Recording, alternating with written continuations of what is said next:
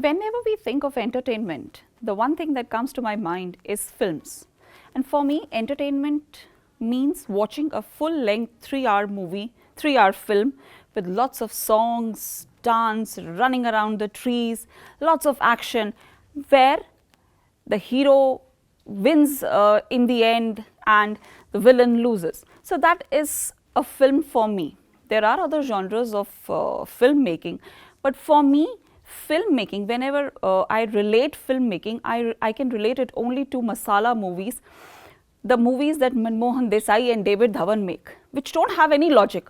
They might not have any logic, but for me, they are full entertainment, full 3 hours of laughing, merrymaking, dancing, singing, and of course, lots of emotional dialogues in which the hero beats the villain in the end and we all go home happily ever after.